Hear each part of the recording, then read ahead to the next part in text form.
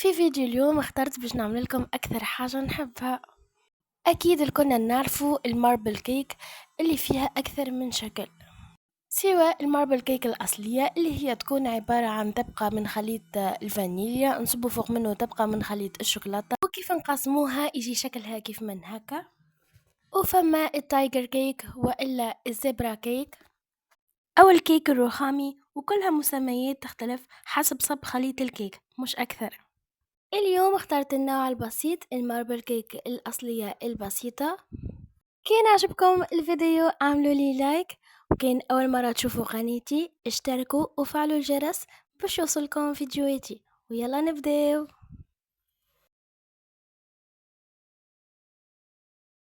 أول حاجة باش نستحقوا 375 جرام من الدقيق الأبيض، كيس من خميرة الحلويات، 200 جرام زبدة، 4 بيضات، 200 مليلتر من الحليب، 280 جرام من السكر، رشة ملح وملعقتين من الكاكاو.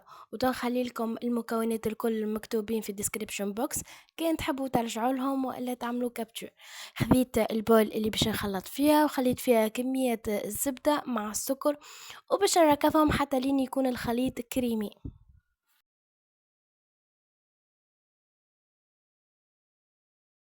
وهذا شكل الخليط متاع الزبدة والسكر. تو باش نبقى نزيد البيض بالبيضة كل بيضة نزيدها نركز حتى لين تتجانس، ونزيد البيضة الثانية لين نكمل الكمية.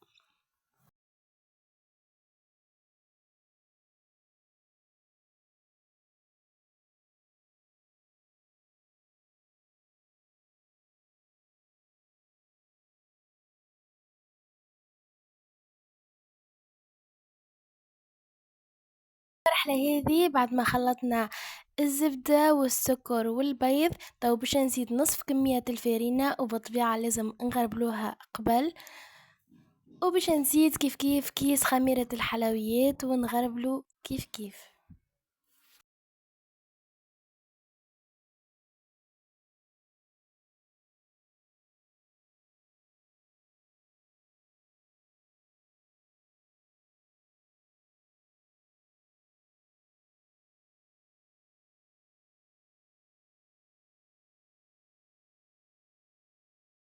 شوفوا القوام كيفاش. تو باش نزيد نصف كمية الحليب ونركز.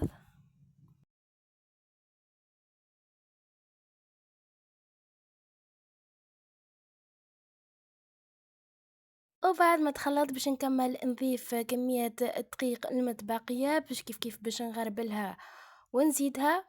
ومن بعد باش نكمل نزيد نصف كمية الحليب.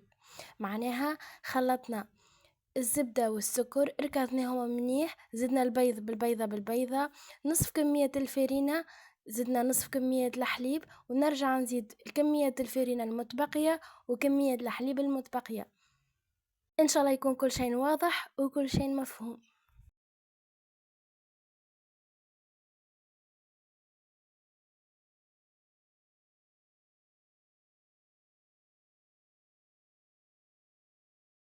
وهذا هو خليط الكيك اللي تحصلنا عليه. تو باش نقص منه كمية تقريبا أقل شوية من النص، وباش نزيدو 2 ملاعق من الكاكاو. انا لهنا استعملت شوكولين بما انه الكاكاو الخام مش متوفر عندي، واللي انتم اللي متوفر عنده كاكاو خام بدون سكر يستعملوا.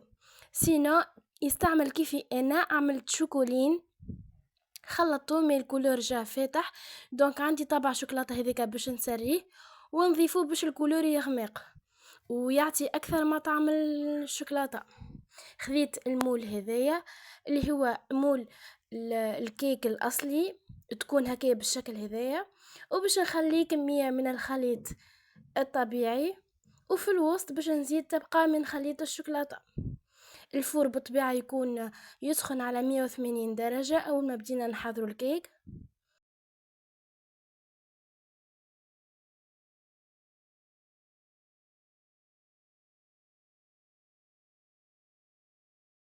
باش نعمل خطوط هكا عشوائية تموجات باش يدخل الخليط في بعضه، وتو باش ندخلها للفور الطيب. وهذا الكيكة متاعنا سيحضر. شوفوا ما شاء الله قد ما نقولكم طرية وخفيفة وبنينة وريحتها فايحة في الدار الكل. وصلنا لنهاية الفيديو متاعنا، ان شاء الله تكون الغسالة عجبتكم، وتما بقى لي نقولكم كان على بروشين.